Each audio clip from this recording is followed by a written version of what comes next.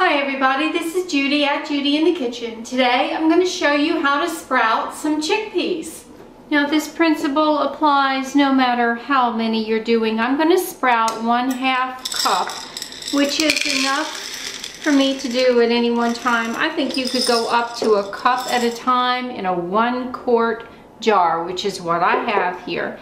And I'm adding just 1/2 cup of dried chickpeas to this quart jar, and again you could go up to a cup, but that's all that you would want in this size of a jar at any one time.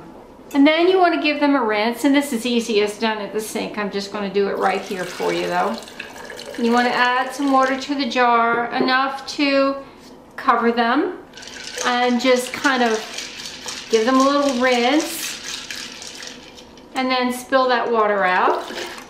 And then you want to add some more water, and you could rinse them off a couple times if you want. No harm done in rinsing them a couple times. Stir them up, dumping that water out.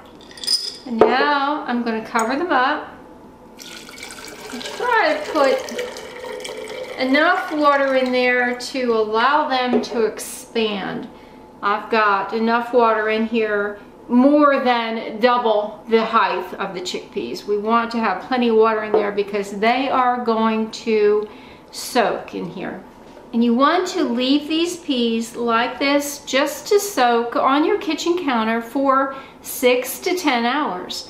And I will be back with you after that time frame is finished. All right, we are still on day 1, and it is the evening, and so I'm ready to drain my chickpeas.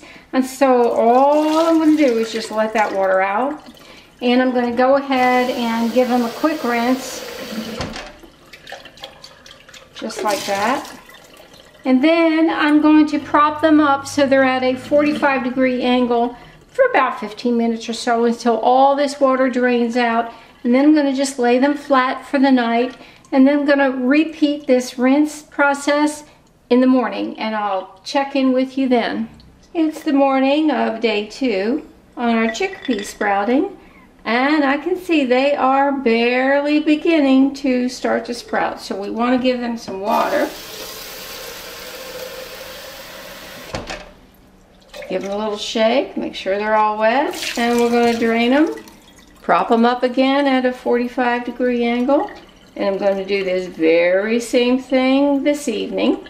It's early in the morning on day 3, and I looked at my chickpeas, and I want you to see that they have tails on them. Quite a bit of tails, enough that I'm ready to stop the process. So I am not going to rinse them this morning. I'm just going to put a tight lid on the jar, a solid lid on the jar, and put them in the refrigerator until I'm ready to use them. And you do need to use them pretty quickly, within just a few days. I am inclined to cook them. You can eat them raw. Some people will eat them raw, and I understand you can as long as you chew them very well. I prefer to cook them. You can boil them, you can roast them, you can steam them, cook them however you want, and then make hummus or eat them, throw them into soups or stews.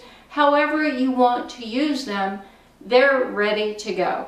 I'm going to cook them, boil them just briefly, and then add them to my salads. Well, let me know if you have any questions or comments below. This is Judy at Judy in the Kitchen. Bye for now.